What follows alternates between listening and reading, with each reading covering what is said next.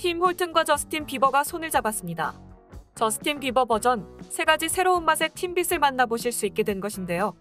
지금까지의 협업 중 가장 캐나다스러운 콜라보레이션이 될 것이라고 예측되는 가운데 저스틴 비버는 팀 홀튼을 향한 그의 애정을 담은 한정판 팀빕스를 출시했다고 전했습니다. 팁빕의 3가지 맛에는 초콜릿 화이트 퍼제, 샤워크림 초콜릿칩, 벌스데이 케이크 와플 3가지 팀비스 맛이 있습니다. 팀빕스는 11월 29일부터 캐나다와 미국 전역의 팀 홀튼 매장에서 기간 한정으로 판매될 예정입니다. 저스틴 비버는 소셜미디어를 통해 캐나다 대표 체인 브랜드인 팀 홀튼을 향한 애정 혹은 불만 사항을 여러 번 언급해온 바 있는데요. 이번 콜라보레이션의 티저는 며칠 전 저스틴 비버의 인스타그램 계정을 통해 한 차례 공개된 바 있습니다. 다음 뉴스입니다. 아이키아의 크리스마스 트리를 기다려왔던 분들에게 반갑지 않은 소식이 있습니다. 바로 올해 캐나다에서 아이키아 크리스마스 트리를 구할 수 없을 예정이라는 것인데요. 온라인에 게시된 공지문에 의하면 아이키아 캐나다는 크리스마스 시즌 동안 크리스마스 트리를 구매할 수 없다고 밝혔습니다. 우리는 살아있는 나무들이 수년에 걸쳐 아이키아와 고객들에게 많은 사랑을 받아온 전례가 있다는 것을 알고 있으며 이에 대해 진심으로 사과드립니다라고 전했습니다. 판매할 나무가 없을 것이라는 이번 발표에 대한 설명으로 공급 문제 및 재고 가용성에 대해 아이키아 페이지에 공지되어 있습니다. 연휴 기간 동안 아이키아는 전국의 주차장에서 갓 자른 크리스마스 트리를 일반적으로 약 $20에 판매해왔습니다. 지난 2021년 1월 홀리데이 시즌이 끝난 직후 아이키아의 에드먼튼 매장에서는 남은 크리스마스 트리들을 동물들이 즐길 수 있도록 동물원에 기증한 바 있습니다. 다음 뉴스입니다. 캐나다 전역에서 블러드 문을 볼 수 있는 희귀한 월식을 곧 볼 수 있을 예정입니다. 이번 부분 월식은 11월 18일 밤부터 11월 19일 새벽까지 지구의 그림자를 통과하며 볼 수 있을 것으로 예측됩니다. 이번 부분 월식은 달의 97%가 가려져 개기월식에 가까울 예정인데요. 나사의 기록에 따르면 이번 월식은 3시간 28분 24초 동안 지속될 것으로 보이며 이는 581년 만에 가장 긴 부분 월식 중 하나로 기록될 예정입니다. 그 이전의 최장 기록은 1440년 2월 18일로 금년의 월식보다 불과 24초 긴 월식으로 기록되어 있습니다. 캐나다 전역에서 이 월식을 볼 수 있을 것으로 보이는 가운데 퀘벡 동부 일부와 애틀란틱 캐나다 전 지역은 해가 뜨고 나서 마지막 단계가 진행되기 때문에 월식의 끝부분을 놓치게 됩니다. 만약 거주 지역에서 월식의 모든 단계가 언제 일어나는지를 정확히 알고 싶다면 월식 지도를 확인해 보시기 바랍니다. 더 웨더 네트워크에 따르면 다음 부분 월식은 지금부터 648년 후인 2669년 2월 8일에 발생할 예정입니다. 다음 뉴스입니다. 밴쿠버 경찰은 1월 1일에서 10월 15일 사이에 경찰관들이 도시 전역에서 752건의 폭력적인 좀도둑 사건을 조사했다고 밝혔습니다. 이는 2019년보다 550% 증가한 수치입니다.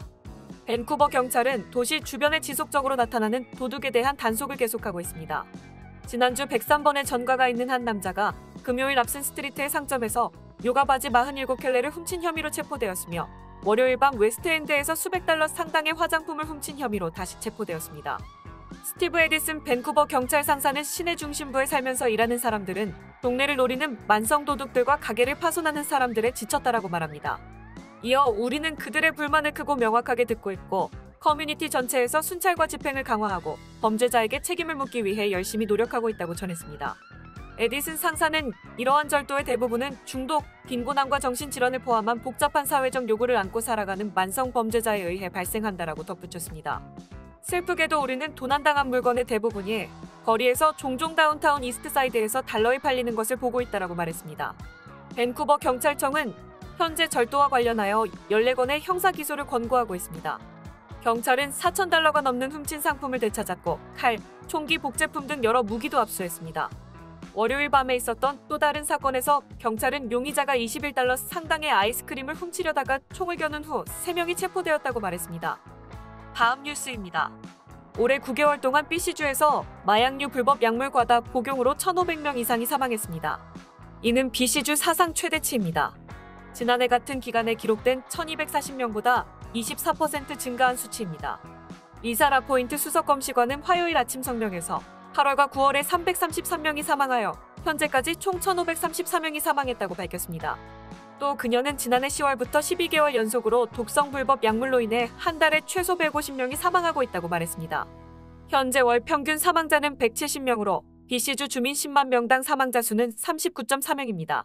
사망자의 71%가 30에서 59세 사이이며 대부분 남성입니다. 올해 현재까지 가장 높은 사망률은 밴쿠버, 톰슨 카리브, 노스웨스트, 노스 밴쿠버 아일랜드 및 프레이저 이스트 의류 지역입니다. 라포인트 수석검시관은 올해 불법 약물 사망의 84%에서 펜타닐과 그 유사 성분이 검출되었다고 말했습니다. 올해 수집된 데이터에 따르면 더욱 강한 카르펜타닐이 작년보다 2배 이상 많은 사망자를 낸 것으로 나타났습니다. 펜타닐 외에도 코카인, 메스암페타민, 암페타민 또는 기타 아편 유사제를 체내에 가지고 있었던 것으로 보고되었습니다. 국경 폐쇄로 인해 공급이 원활하게 이뤄지지 않자 공급원들은 자체적으로 제조하고 사용자들은 평소와 다른 효능의 약물로 인해 과다 복용의 위험이 높아진 것으로 보고 있습니다. 그리고 많은 사람들의 거리두기 정책과 코로나19 감염, 무료로 병원에 가기를 주저하면서 이러한 약물을 관리 감독 없이 사용하게 되었다고 그녀는 언급했습니다. 라포인트 수석검시관은 안전한 약물 공급에 대한 광범위한 접근이 필요하다고 제안했습니다. 마약류 약물 중독 문제는 캐나다 전역에서 집중적으로 다뤄져야 할 주요 사안입니다. 다음 뉴스입니다. 캐나다 부동산 시장의 주택 보유율에 대한 리맥스의 새로운 보고서는 집을 사는 젊은 성인 중 집을 구매하는 성인이 얼마나 적은지를 보여주고 있습니다.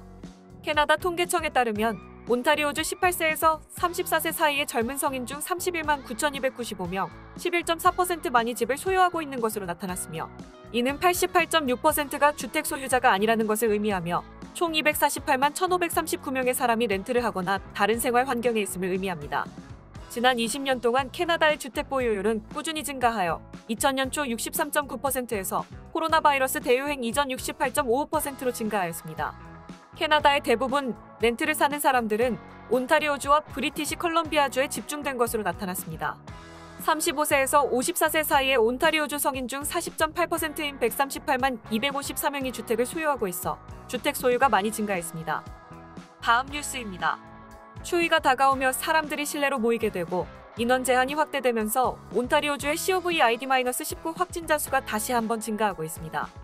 온타리오의 7일 평균 확진자는 화요일 오전 492명으로 전주의 371명에 비해 증가했으며 이러한 상승세는 특히 서드버리 같은 지역에서 폭발적으로 나타나고 있습니다. 주민들은 이러한 추세에 대해 다시 락다운에 들어갈 것인가에 우려를 표하고 있는데요. 온타리오는 2022년 3월에 페이스 마스크와 백신 여권 사용을 단계적으로 폐지할 것으로 예상되고 있는 가운데 온타리오 코비드19 담당 피터 주니 박사는 반드시 락다운에 들어갈 가능성은 그다지 높지 않지만 재개방 조치가 다소 미뤄질 가능성이 있다고 말했습니다. 온타리오주 보건부 장관 크리스틴 엘리엇 또한 기자회견에서 정부의 회복 계획이 당초 예상보다 느린 속도로 움직일 수 있는지에 대해 질문을 받았습니다. 엘리엇은 온타리오가 완전히 재개방하기 전에 더 많은 제한이 시행되는 것을 볼 수 있다는 것을 인정했습니다. 엘리엇은 또한 만약 규제가 뒤따른다면 주로 지역 복권 의료진의 몫이 될 것이라고 말했습니다. 존 토리 시장 또한 토론토시가 인원 제한의 재도입을 고려하고 있느냐는 질문에 지방관리들이 데이터를 계속 감시하고 있다고 간단히 설명했습니다.